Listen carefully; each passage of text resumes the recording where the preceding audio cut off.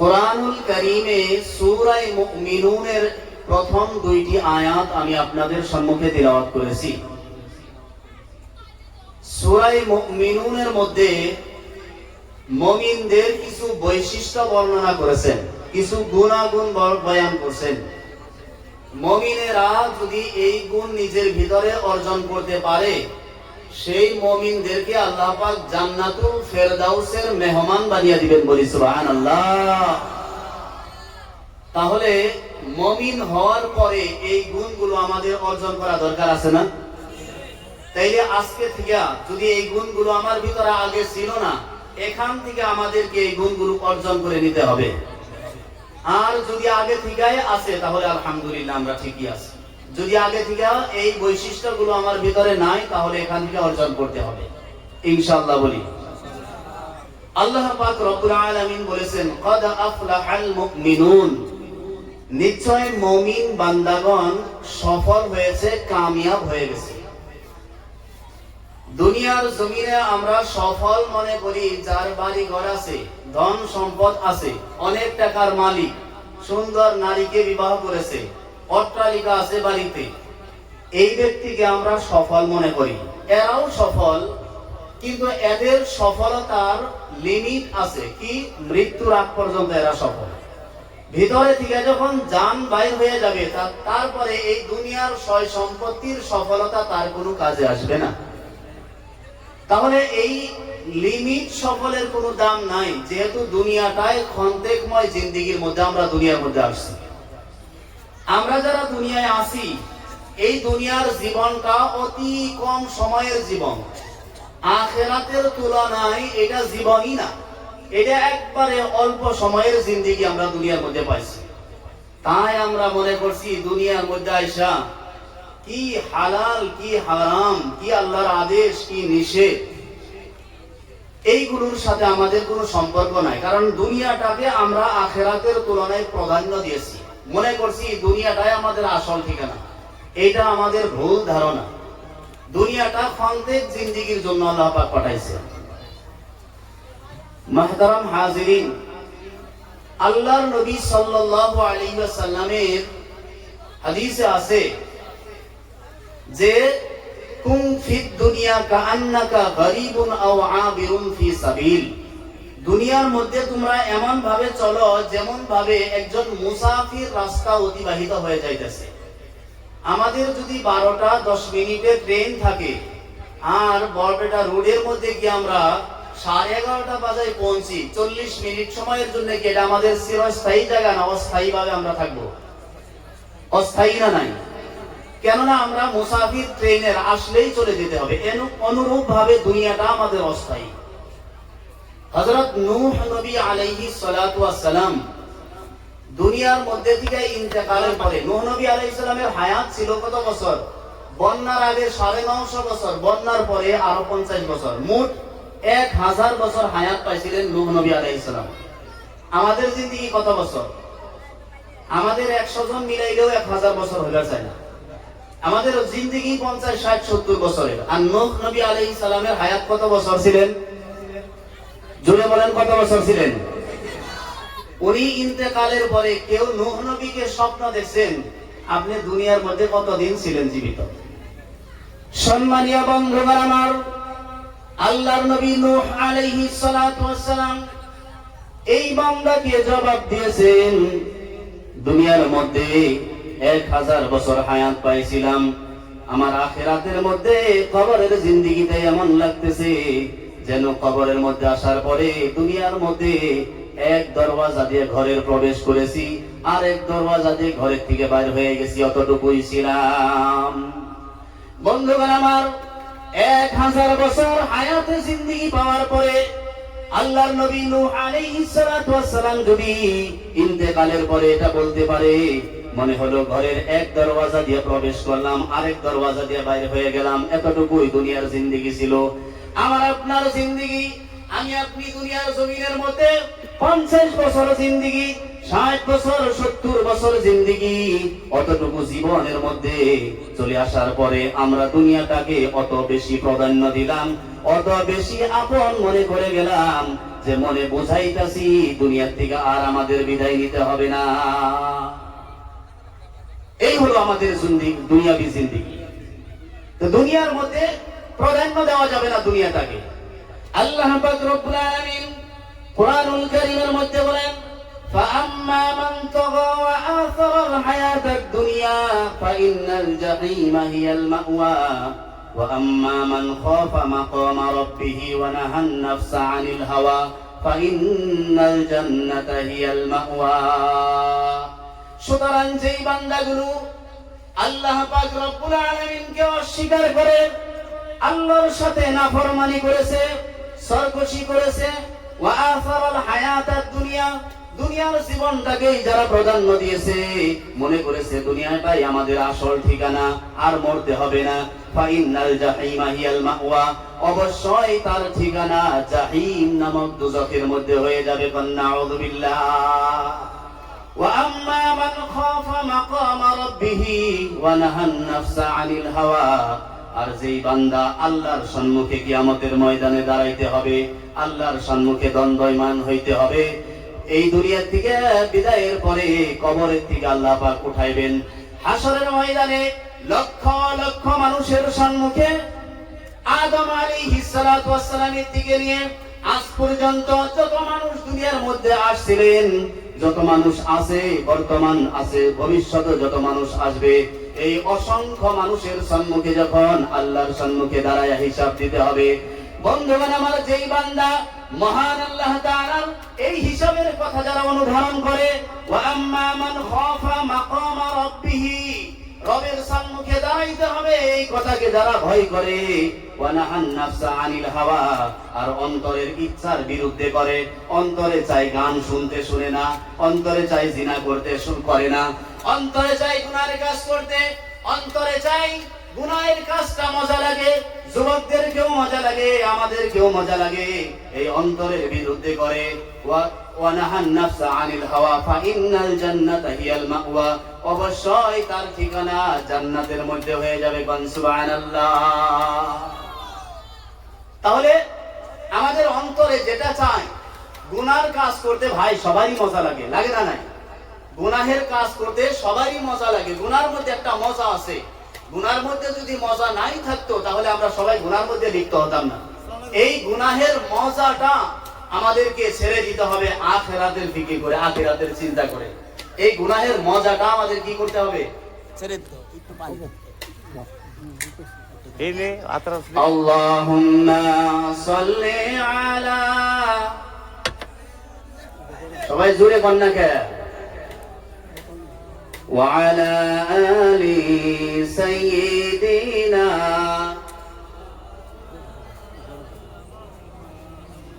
اللهم صل على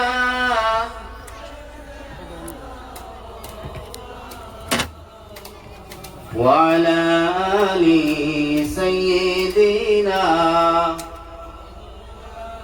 সবাই জিকির করি লা ইলাহা ইল্লাল্লাহ, জুড়ে লা ইলাহা ইল্লাল্লাহ। সম্মানীয় বন্ধুগণ আমার, এই দুনিয়ার জীবনটা প্রাধান্য দেওয়া যাবে না আমাদের। আখিরাত যে আসল ঠিকানা, এটা আমাদের সব সময় অনুধাবন করতে হবে দুনিয়ার জীবনটা। তো বলছিলাম যে আখিরাতের জীবনে যিনি কামিয়াবি, উনি আসল কামিয়াব। দুনিয়ার বাড়ি ঘর এগুলো সফল হওয়া আসল সফলতা নয়, আসল সফলতা হলো যার আখিরাত ভালো।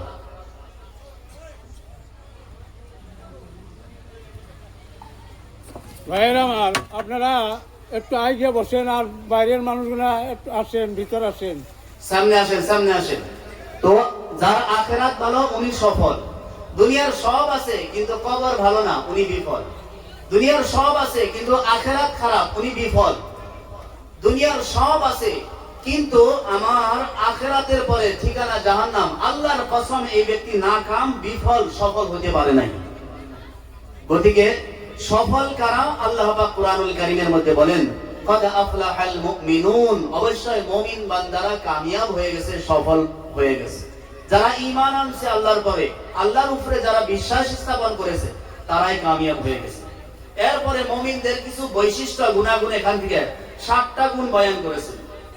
1 নম্বর বৈশিষ্ট্য হলো আল্লাযীনা হুম ফি সালাতিহিম খাশিউন। মুমিন বান্দা তারা নামাজের মধ্যে বিনয় এবং বিনম্রতা অবলম্বন করে। খালি কি ঈমান আনলে হবে না, নামাজের মধ্যে বিনয়ের সাথে নামাজ পড়তে হবে। বন্ধুগণ আমার, ঈমান আনয়ন করলাম, ঈমান আনয়ন করার পরে যদি আমি নামাজ আদায় করলাম না, এই ঈমানের মূল্যটা, ঈমানের মধ্যে ওজন হইল না, বৃদ্ধি, ঈমান বৃদ্ধি হবে না। 1 নম্বর গুণ মুমিন বান্দার হইতে হবে আল্লাযীনা হুম ফি সালাতিহিম খাশিউন। ঈমান আনয়ন করার পরে তারা নামাজ আদায় করে, এমন ভাবে নামাজ আদায় করে নামাজের মধ্যে তারা বিনয় এবং বিনম্রতা অবলম্বন করে, খুশু খুজুর সাথে নামাজ আদায় করে। নামাজ, আমাদের যারা নামাজ আদায় করি তাদের নামাজ তো তাড়াহুড়োর নামাজ। নামাজের মধ্যে খুশু খুজু পাওয়া যায় না। খুশু খুজু, বিনয় এবং বিনম্র, ইতমিনানের সহিত নামাজ আদায় করা, অর্থাৎ আমি এভাবে নামাজ আদায় করা যে আমার নামাজের মধ্যে শারীরিক সুস্থতার সহিত নামাজ আদায় করা, কলবের সুকুন, অন্তর দিয়ে নামাজের মধ্যে অন্তরের থেকে নামাজ আদায় করা। কোন সময় আমরা নামাজ পড়ি, নামাজ পড়ার সময় আমরা এদিক ওদিক তাকায় দেখি, এটা খুশু খুজুর পরিপন্থী, আবার কাপড় ঠিক করি, আবার দিল জায়গা সংসারের দিকে এমন ঝামেলা আসে, ওই সময় মনে হয় যে নামাজই না, আমি নামাজের মধ্যেই নাই। এমনটা হয় না আমাদের? হয় না? নয়, নামাজের মধ্যে আমরা নামাজ পড়তে হবে খুশু খুজুর সাথে। মুসলিম শরীফের একটা হাদিস আছে, হাদিসে জিবরাইলের এক অংশের মধ্যে আছে, আল্লাহর নবী সাল্লাল্লাহু আলাইহি সাল্লাম বলেছেন, আনতা আবুদাল্লাহা কাআন্নাকা তারাহু, তোমরা আল্লাহ পাকের ইবাদত করো এভাবে যেমন নাকি তোমরা আল্লাহকে দেখতেছো। এইভাবে তোমরা নামাজ পড়ো বা ইবাদত করো, কাআন্নাকা তারাহু, যেভাবে যেমন নাকি তুমি আল্লাহকে দেখতেছো। বল সুবহানাল্লাহ। এখন কি আমরা আল্লাহকে দেখি? হাদিসের মধ্যে বলছে, ফা ইন লাম তাকুন তারাহু ফা ইন্নাহু ইয়ারাকা, যদিও তুমি আল্লাহকে দেখতেছো না, এইটা মনে মনে ভাবো যে আল্লাহ আমারে দেখতাছে। কি ভাবতে হবে? যে আল্লাহ আমারে দেখতাছে। এটা হলো বিনয়ের নামাজ, বিনম্রতার নামাজ।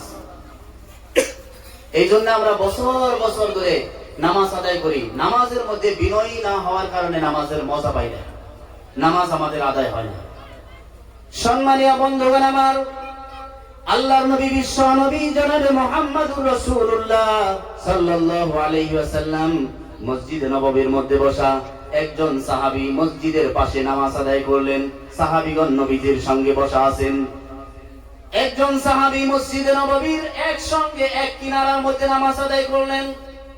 নবীজি যখন তার নামাজ শেষ হয়ে গেল, নবীজি বলছেন, কুম ফাসাল্লি ফা ইন্নাকা লাম তুসাল্লি, ও সাহাবী তুমি নামাজ আদায় করো, কেননা তোমার নামাজ আদায় হয় নাই। এইজন সাহাবী আবার নামাজ আদায় করলেন। যখন দ্বিতীয়বার নামাজ আদায় করার পরে নবীজির মজলিসের মধ্যে আসলেন, নবীজি বললেন, কুম ফাসাল্লি ফা ইন্নাকা লাম তুসাল্লি, ও সাহাবী আবারও নামাজ আদায় করো, নামাজ আদায় করা হয় নাই, তোমার নামাজ আদায় হয় নাই। একবার দুইবার নয়, 3 বার যখন এই সাহাবী মসজিদে নবীজির সম্মুখে নামাজ আদায় করলেন, 3 বার নামাজ আদায় করার পরে আল্লাহর নবী সাল্লাল্লাহু আলাইহি সাল্লামকে এই সাহাবী প্রশ্ন করলেন, ইয়া রাসূলুল্লাহ, আমি তো এর থেকে বেশি সুন্দর নামাজ জানি না।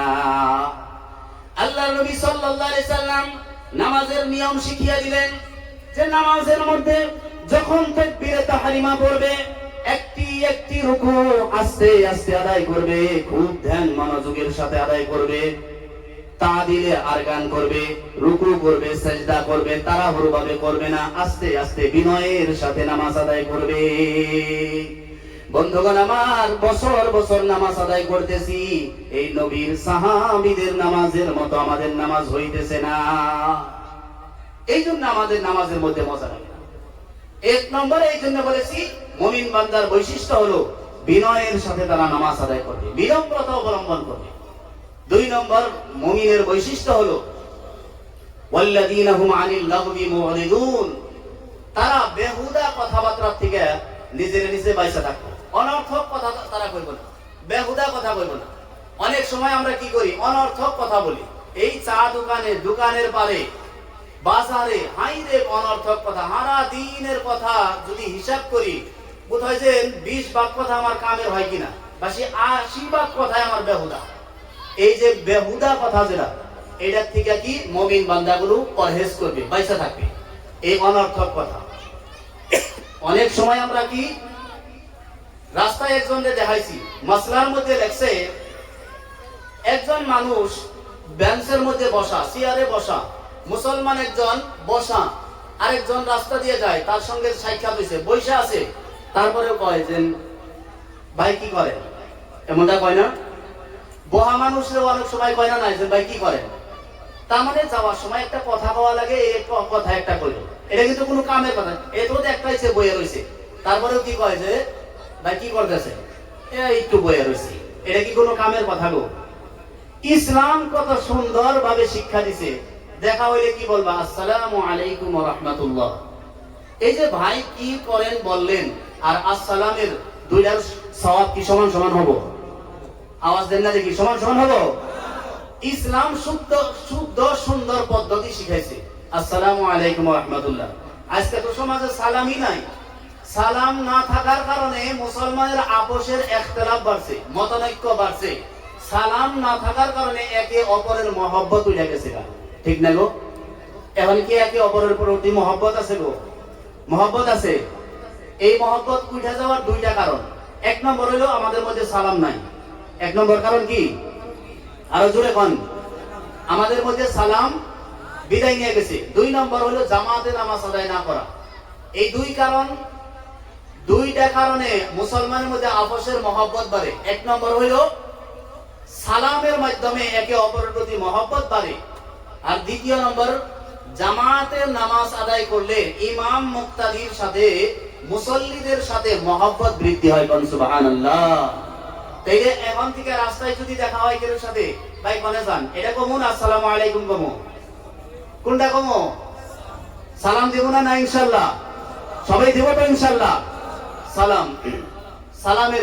সালাম জান লাগবে। এই সালামের মধ্যে সাহাবীরা প্রতিযোগিতা করতেন যে কার আগে কে সালাম দিতে পারে।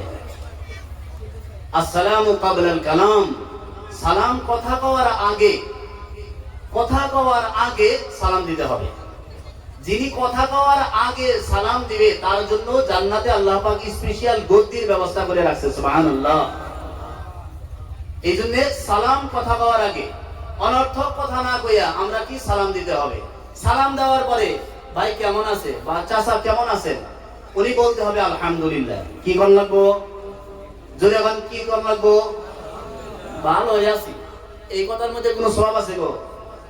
আলহামদুলিল্লাহর মধ্যে যে সওয়াব আছে, ভালো আছি এই কথার মধ্যে এই সওয়াব আছে। তাহলে আসসালামু আলাইকুম ওয়া রাহমাতুল্লাহি ওয়া বারাকাতুহু, ভাই কেমন আছেন? আলহামদুলিল্লাহ, আল্লাহ পাক ভালো রাখছে, আল্লাহ পাক ভালো রাখছে। হর হালাতের মধ্যে, প্রত্যেক অবস্থার মধ্যে কি আলহামদুলিল্লাহ, আলহামদুলিল্লাহি লিকুল্লি হাল। হ্যাঁ, হর হালাতের মধ্যে আল্লাহর প্রশংসা আদায় করতে হবে। সম্মানীয় বন্ধুগণ, মুমিনদের 2 নম্বর গুণ হলো কি? অনর্থক কথাবার্তা থেকে তারা বাইসা থাকবে। তাফসীরে মাআরিফুল কোরআনের মধ্যে লেখছে, অনর্থক কথাবার্তার মধ্যে থেকে সবচাইতে বড় অনর্থক কথা হলো গান বাজনা করা এবং গান বাজনা শোনা। নাউজুবিল্লাহ কোন? আরো জোরে কোন নাউজুবিল্লাহ। না, এটা নাউজুবিল্লাহ কইতে ভয় পাইতেছেন? গান বাজনার মধ্যে নাউজুবিল্লাহ কইতে কি বিবেকে বাধা দেয়? তাইলে জোরে কোন নাউজুবিল্লাহ। অনর্থকের মধ্যে থেকে সবচাইতে বড় অনর্থক হলো গান বাজনা শোনা এবং করা। এই গান বাজনাটা বহুত বড় একটা অনর্থক কথা। এই যে গান বাজনার মধ্যে আমাদের প্রত্যেকটি মুসলমান পরিবারের থেকে এভাবে নারী এবং পুরুষ যোগাযোগ করে আর যাতায়াত করে গান বাজনার মধ্যে, রাস্তা ভিড় লেগে যায় গান বাজনার সময়। এক একটা স্কুলে যদি 2 দিন 3 দিন ব্যাপী যদি গানের অনুষ্ঠান হয়, ছেলে মেয়েদের লেখাপড়ার অবস্থা কি হয়? আর এখানে সব মেয়েরা যায়, বেশিরভাগ মেয়েরা যায়। মা বোনরা আছে না প্যান্ডেলে? মহিলা প্যান্ডেল আছে কি? আমি মা বোনদের বিষয়ে 2-4টা কথা বলেই শেষ করবো ইনশাআল্লাহ। এই যে আমাদের মা বোনেরা যেভাবে ব্যাপারটা চলতেছে, এই ব্যাপারটা যদি আস্তে আস্তে বাড়ে, আমাদের ঈমান ধ্বংস হওয়ার লাইনে আসছে। এভাবে চললে আমার মেয়েকে, আমার বোনকে, আমার মায়েকে আমি জাহান্নামের রাস্তায় নিজেই ঠেলে দিতেছি। আল্লাহর নবী সাল্লাল্লাহু আলাইহি ওয়াসাল্লাম বলেছেন, সিনফানে মিন আহলিন নার, দুই শ্রেণীর মানুষ জাহান্নামে যাবে। নাউযুবিল্লাহ। কোন দুই শ্রেণীর মানুষ? এক নম্বর, কাউমুম মাআহুম সিয়াতুন কাআযনাবিল বাকর। কিয়ামতের আগে আল্লাহর নবী বলেন, সিনফানে মিন আহলিন নার, দুই শ্রেণীর মানুষ জাহান্নামে যাবে। হুজুর বলেন, লাম আরাহুমা, এই দুই শ্রেণীর মানুষ আমি নবী দেখি নাই। মুসলিম শরীফে আবু হুরায়রা রাদিয়াল্লাহু তাআলা আনহু থেকে বর্ণিত হাদিস আছে। তার মানে নবী দেখি নাই বলছেন, মানে নবীর পরের যুগে হবো, নবীর জামানার পরের জামানায় দুই শ্রেণীর মানুষ আইব, যেই দুই শ্রেণী জাহান্নামে যাইব, দুজখী বলে নবী ঘোষণা দিছে। এক নম্বর শ্রেণী হলো কাউমুম মাআহুম সিয়াতুন কাআযনাবিল বাকর। এক শ্রেণী মানুষ আসবে যাদের হাতে গরুর লেজের মতো লাঠি থাকবে। ইয়াসরিবুনা বিহান নাস, এই লাঠির দ্বারা কি মানুষকে মারপিট করবে, হত্যা করবে, নাহক ভাবে মানুষের উপরে জুলুম করবে। এই নাহক ভাবে গরিবের উপরে, নির্জীবের উপরে, কমজোরের উপরে জুলুম করা মানুষ সমাজে এখন আছে না নাই? আর আসতে এখন আছে না নাই? জুলুম দেখবেন, জুলুম অন্যায় অত্যাচার বর্তমান বহুত বাইরে চলতেছে। এই এক নম্বর শ্রেণী। দুই নম্বর শ্রেণী, সম্মানীয় বন্ধুগণ আমার, আল্লাহর নবী, বিশ্ব নবী জনাবে মুহাম্মদুর রাসূলুল্লাহ সাল্লাল্লাহু আলাইহি ওয়াসাল্লাম দুই নম্বর শ্রেণী মা বোনদের কথা উল্লেখ করেছেন। নিসাউন কাসিয়াতুন আরিয়াতুন মুমিলাতুন মাইলাত। কিয়ামতের আগে এমন এক শ্রেণী নারী কিয়ামতের আগে জন্ম নিবে, দুনিয়ার মধ্যে আবির্ভাব হবে। এমন এক শ্রেণীর নারীর আবির্ভাব হবে, নিসাউন কাসিয়াতুন আরিয়াতুন, কাপড় পরিধান করবে, এরপরেও তারা উলঙ্গর মতো হয়ে থাকবে। আওয়াজ দিয়া বলেন, এমন নারী আমাদের সমাজে আছে না নাই? দুই নম্বর শ্রেণী নবীজির জবানে থেকে উল্লেখ করেছেন, নিসাউন কাসিয়াতুন আরিয়াতুন মুমিলাতুন মাইলাত। এমন নারী আসবে, কাপড় পরিধান করবে। কাসিয়াত মানে কাপড় পেহেননে ওয়ালি আওরাত, আরিয়াত মানে উলঙ্গ, কাপড় পিনবে তারপরে উলঙ্গ। এরপর মানে হলো দুইটা ব্যাখ্যা মুহাদ্দিসিনগণ করেছে। এক নম্বর ব্যাখ্যা হলো, আল্লাহর নবী বুঝাইছেন কিয়ামতের আগে নারীগণ এত কাপড়, ছোট্ট ছোট্ট কাপড়, সাজ পোশাক পরিধান করবে, যে ছোট্ট ছোট্ট কাপড়ের দ্বারাই যুবকেরা তাদের শরীরের সব অঙ্গ প্রত্যঙ্গ যেগুলোর মধ্যে আকর্ষণ আছে বাইরের থেকে দেখতে পারবে। এখন তো পুরুষের লং প্যান্ট গিরার নিচে, মাইটা গিরার নিচে, আর নারীদের কাপড় গিরুর উপরে থাকে, এমন অবস্থা হয়ে গেছে। বন্ধুগণ আমার, পুরুষের কাপড় তলে, মা বোনদের নারীদের কাপড় উপরে উঠে গেছে। এক নম্বর ব্যাখ্যা, কাপড় ছোট্ট ছোট্ট বিনবে। দুই নম্বর ব্যাখ্যা হলো, কাপড় তো লম্বা লম্বাই হবে, কিন্তু এমন পাতল কাপড় হবে যেই কাপড় পিন্দার পরে বাইরের থেকে শরীরের ভিতরের অঙ্গ প্রত্যঙ্গর সব ভাঁজগুজ বোঝা যাবে। সমাজের বাস্তব চরিত্র হয়েছে না নাই? সমাজে বাস্তবে এইগুলো দেখা যায় না নাই? এই বাস্তব গুলো এখন সমাজের মধ্যে দেখা যায়।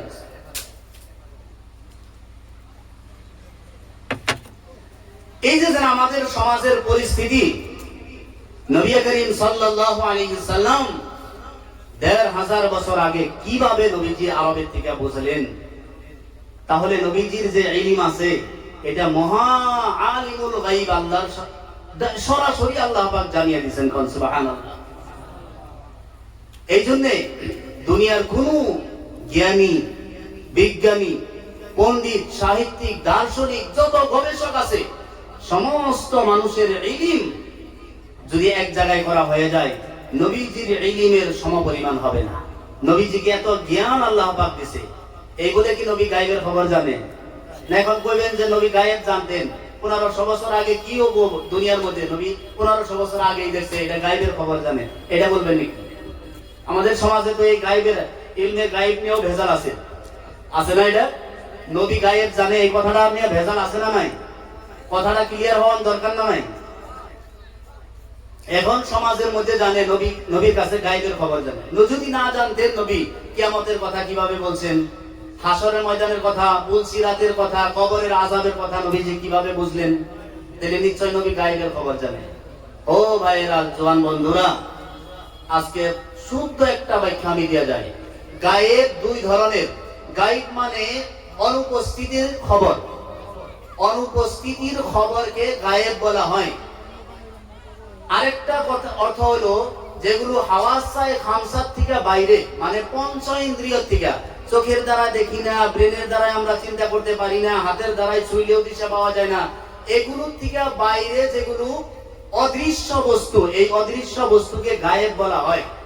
এখন অদৃশ্য বস্তুগুলো নবী জানে না নাই, এটা একটা মসলা। এখানে আমাদের গোমাফুলবাড়ি মাদ্রাসা সেন্টারের ফিল্ডের মধ্যে ক্রিকেট খেলা হইতাছে। একজনে আমাকে ওখান থেকে ফোন দিয়া বলছে, হুজুর এখানে ক্রিকেট খেলা চলতেছে। এই আমি ওয়াজের মধ্যে আপনাদেরকে বলে দিলাম, এটা আমার কি গায়েবের খবর জানা হলো না কেউ জানানোর পরে জানাইলাম আপনাদের? কোনটা হইলো? জানানোর পরে জানানি হইলো না নাই? না গায়েব জানলাম আমি? নবী হাসরের ময়দানের কথা জানেন, এই কথার কারণে যদি গায়েব জানে, আমরাও তো জানি দেবে। নবী কবরের আযাব হবে গুনাহগারের, এইটা নবীজি জানতেন, বলছেন, এটা তো আমরাও জানি। ইমাম মেহেদী আসবেন, নবী এই কথা বলার কারণে যদি গায়েবের খবর জাননেওয়ালা হয়, তা আমিও তো জানি, আমিও তো গায়েবের খবর পেলে জানি। তাহলে গায়েব দুই ধরনের, একটা হলো গায়েবে আতাই, মানে আল্লাহ প্রদত্ত গায়েব, আর একটা হলো গায়েবে জাতি, মানে সরাসরি নিজস্ব গায়েবের খবর জানা। নবীজি যেগুলো গায়েবের খবর জানে, এই গায়েবের খবরগুলো আল্লাহ পাক ওহীর মাধ্যমে নবীজিকে জানাইছেন। কোন সুবহানাল্লাহ, আরো জোরে কোন সুবহানাল্লাহ। তাহলে আল্লাহর নবীর সাথে সম্পর্ক কার? আরো জোরে কোন। আল্লাহ পাক জানাইছে কবরের আযাব হবে কিবা শান্তি হবে, এই জন্য নবী জানে। আল্লাহ পাক জানাইছে যে বেহেশত আছে, এই জন্য নবী জানে। আল্লাহ পাক জানাইছে ঈসা আলাইহিস সালাম আসবে, এই জন্য নবী জানে। আল্লাহ পাক যেগুলো জানাইছে নবী এগুলো জানে, আল্লাহ পাক যেগুলো জানাই নাই এগুলো নবীও জানে না। পরিষ্কার হয়ে গেল না নাই? তাহলে নবীকে গায়েবের খবর জাননেওয়ালা বললে এটা আল্লাহর গুণের সাথে শিরিক হয়ে যাবে, এগুলো আল্লাহর সাথে শরীক অংশীদার সাব্যস্ত করা হবে। সম্মানীয় বন্ধুগণ, বলছিলাম যে আজকের সমাজের বাস্তব চরিত্র মা বোনদের কি হবে, নবীজি ১৫০০ বছর আগেই হাদিসের মধ্যে আল্লাহ পাকের তরফের থেকে জানাইয়া দিয়েছেন। সম্মানীয় বন্ধুগণ আমার, আল্লাহর নবী সাল্লাল্লাহু আলাইহি ওয়াসাল্লাম বলেন, এমন এক শ্রেণীর নারী মা বোন কিয়ামতের পূর্বে আসবে, কাপড় বিন্দার পরে উলঙ্গর মতো দেখা যাবে। আল্লাহর নবী বলেন, লাম ইয়াদখুলনাল জান্নাতা ওয়া লাম ইয়াজিদনা রিহাহা, এমন নারী জান্নাতে যাবে না, শুধু এমনটা নয়, জান্নাতের ঘ্রাণ এমন নারী পাবে না। কোন নাউযুবিল্লাহ। বন্ধুগণ আমার, যেই মেয়েকে, যেই বোনকে আদর করে, যেই মেয়েকে লালন পালন করতেছেন, আর মার্কেটে নিয়ে, বাজারে নিয়ে, ফাংশনের মধ্যে নিয়ে ছোট ছোট কাপড় পরিধান করে নিয়ে ঘুরাইতেছেন, নিজেই নিজের ডিসিশন নেন মেয়েকে কোন জায়গায় ঠেলিয়ে দিতেছি। এটা কি তামাশার বিষয়? যেই মেয়ে একটু শরীরে কাটা বিনলে আপনি সহ্য করতে পারেন না, আমার মেয়ে আছে তো আমি জানি, যেই মেয়ের শরীরে সামান্য যদি কাটা বিন্দে আপনি সহ্য করতে পারেন না, আপনি বাবা, আপনার বরদাস্ত হয় না, এই মেয়ে আপনার যখন জাহান্নামের আগুনে জ্বলবে আপনি কিভাবে বরদাস্ত করবেন? এটা কি মেয়ের সাথে, মেয়েকে মহব্বত করা হলো না মেয়ের সাথে দুশ্মনী করা হলো? দুশ্মনী করা হলো। স্পষ্ট বয়ান আমি করে যাই, স্পষ্ট কথাই বলে যাই, মেয়েকে উলঙ্গ ছেড়ে দেওয়া মানে বাবা আপনি মেয়ের সাথে দুশ্মনী করা। এই গান বাজনাগুলোর মধ্যে কি অবস্থা এখন, এইগুলোর থেকে আমাদেরকে বাঁচতে হবে। সম্মানীয় বন্ধুগণ আমার, বলছিলাম কোরআনুল কারীমের মধ্যে আল্লাহ পাক রব্বুল আলামিন মুমিনদের ২ নম্বর গুণ বয়ান করেছেন, ওয়াল্লাযীনা হুম আনিল লাগবি মুরিদুন। মুমিন হলো তারা যারা বেহুদা অনর্থক কথাবার্তা থেকে নিজেকে নিজে বাঁচাইয়া রাখবে, নিজেকে বাঁচাইয়া রাখবে। অনর্থক কথাবার্তা বলবেও না, অন্যকে বলতে দিবে না। এই অনর্থক কথা মানুষ কিয়ামতের ময়দানে সবচাইতে বড় যে আফসোস করবে, জান্নাতীরাও আফসোস করবে, সেটা হলো সময়ের, সেটা হলো সময়ের। এই মানুষকে যখন জান্নাতের মধ্যে দেওয়া হবে, জান্নাতে দেওয়ার পরে জান্নাত ছোট বড় দামি কম দামি জান্নাত আছে, তার মধ্যে থেকে সবচাইতে দামি জান্নাত হলো জান্নাতুল ফেরদাউস। এই কম দামি জান্নাতবাসীরা আল্লাহ পাককে বলবে, আয় আল্লাহ, এই জান্নাতের মধ্যে আরো বেশি নিয়ামত বেশি দেখা যায়, এরা কি আমল করেছে? আল্লাহ পাক একটা একটা ইবাদতের কথা মানুষকে জানাইবেন। ওই সময় আফসোস করবে, আহারে, অনর্থক কথা না বলে যদি সুবহানাল্লাহ বারবার কইতাম, আলহামদুলিল্লাহ বারবার কইতাম, তাহলে মনে হয় আমরা আরেকটু জান্নাতে, বড় জান্নাতের মধ্যে যাইতে পারতাম। ওই সময় আফসোস করলে আর কোনো কাজে আসবে? আর কাজে আসবে না। এই এখন ওলামায়ে কেরাম যা কিছু বলতেছে, যা কিছু বয়ান করতেছে, এগুলোর প্রতি যদি এখন আমাদের আমল না হয়, এই সব কথা যখন আমাদেরকে খুদা না খাস্তা আল্লাহ না করুক, যদি আমরা জাহান্নামী হয়ে যাই, এইগুলোর কথা সব আমাদের মনে পড়বে। জাহান্নামে যাওয়ার পরে মানুষকে সবকিছু স্মরণ করিয়ে দেওয়া হবে। ওয়াজ মাহফিলে শোনা নাই, তাবলীগী জামাতের থেকে শোনা নাই, আলেম ওলামা কি তোমাদেরকে বলে নাই? বন্ধুগণ আমার, কোরআনুল কারীমে আল্লাহ পাক বলেন, কুল্লামা উলকিয়া ফিহা, মানুষকে যখন জাহান্নামের আগুনে ঢালা হবে, ফাউজুন সাআলাহুম খাযানাতুহা আলাম ইয়াতিকুম নাযীর, জাহান্নামের ফেরেশতারা তাকে জিজ্ঞাসা করবেন, আলাম ইয়াতিকুম নাযীর, এই জাহান্নাম থেকে ভয় দেখানেওয়ালা কি দুনিয়ার মধ্যে কেউ আসছিল না? ক্বালু, তারা বলবে, ক্বাদ জাআনা নাযীর, অবশ্যই আমাদের কাছে আসছিল। ফাকাযযাবনা, আমরা অস্বীকার করেছি। ওয়া কুলনা মা নাযালাল্লাহু মিন শাই, আর আমরা বলেছি দুনিয়ার মধ্যে হুজুররা এমনি হুদায় হুদায় বলে, এগুলো কিছুই আল্লাহ পাক নাজিল করেন নাই।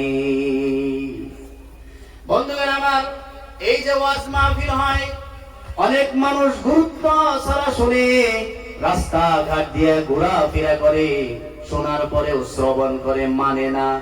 সাহাবীদের গুণ ছিল সামি'না ওয়া আতা'না, আমরা যা নবীজির মুখ থেকে শুনলাম সব কিছুর উপরে আমল করলাম, মানলাম। আমাদের গুণ হলো যা বলে হুজুর বলতে দেন, হুজুরের কাজই তো বলা, আমাদের কাজ আমরা করতে থাকি, এমন তা নাই? জোরে কোন ঠিক না নাই? আমাদের সাধারণ মানুষের ধ্যান ধারণা সাহাবীদের ধ্যান ধারণার থেকে বিকল্প অন্যটা হয়ে গেছে। সাহাবীদের ধ্যান ধারণা ছিল নবীজি যেটা বলে সেটাই মানবো, আর আমাদের ধ্যান ধারণা হয়ে গেছে হুজুরদের বলাই কাজ। হুজুর বলছেন, আমির হামজা হাবিব সাহেব বলেছেন, আমরা যা বলি আমাদের বলাই কাজ, আর আপনাদের শোনাই কাজ। বন্ধুগণ আমার, জুমার নামাজের মধ্যে অত সুন্দর সুন্দর আলোচনা করে ইমাম সাহেব, কোরআন হাদিস স্টাডি করে গিয়া মানুষকে বোঝায়, আর শুনি নামাজের ফজিলত, বেনামাজির গুনাহ, শাস্তি, এগুলো শুনি। জুমার শেষে আসরের নামাজে মুক্তাদি জুমা, অন্যদিন যেটা যতদিন হয়েছিল অতদিন হয়ে গেছে। তার মানে শুনছি, আমাদের কলবের ভিতরে এইগুলো দিয়ে আমরা কি অনুধারণ করি নাই, আমাদের দিলে অ্যাকসেপ্ট করে নাই, শুধুমাত্র শোনাটাই আমাদের কাজ, আমরা এগুলো মানি নাই। বন্ধুগণ আমার, এই জন্য আমাদের প্রত্যেকটা আমলের হিসাব আল্লাহ পাকের কাছে দিতে হবে। প্রত্যেকটা আমলের হিসাব। আজকে আমরা গান শুনি, আমরা আজকে বাজনা শুনি, কিয়ামতের আগে নবীজি বলেছেন, এই আমি অল্প আগে হাদিসটা আজকেই পড়েছি, যে কিয়ামতের আগে 3 ধরনের আযাব দিয়ে মানুষকে ধ্বংস করবে। আসমানি আযাব দিয়ে, আসমান থেকে পাথর বর্ষিত করবে আল্লাহ পাক। জালিম বাদশা দিয়ে আল্লাহ পাক ধ্বংস করবে। এরপরে সাগর সমুদ্রের পানি দিয়ে আল্লাহ পাক মানুষকে শাস্তি করে দিবে। এর কারণ কি? কারণ হলো একটা, যে নর্তকী আর গান বাজনা কিয়ামতের আগে খুল্লুম খুল্লা একবার আম হয়ে যাবে। এখন গান বাজনাকে কি কেউ হারাম মনে করি না হালাল মনে করতেছি? এমন ভাবে আমরা করতেছি যে এটা কোনো নাজায়েজই না, হারামই না। এমন ভাবে মিথ্যা বলতেছি যে এই মিথ্যা বলা পাপই মনে করতেছি না। এমন ভাবে আমরা নামাজ ছাড়তেছি যে নামাজ ছাড়াটা কোনো গুনার কাজই না, এটা আমরা মনে করতেছি। আমাদের দিলটা কত শক্ত হয়ে গেছে, কত কঠোর হইতেছে আমাদের দিলটা। আর বারবার আফসোস করব কিয়ামতের ময়দানে, আর এই সময় আমাদেরকে আর দেওয়া হবে না। কোরআনুল কারীমের মধ্যে আছে, রুবামা ইয়াওয়াদুল লাযিনা কাফারু লাউ কানু মুসলিমিন, এই কাফেরেরা বারবার আশা করবে কিয়ামতের দিন, লাউ কানু মুসলিমিন, যদি মুসলমান হয়ে যাইতাম, যদি মুসলমান হয়ে যাইতাম।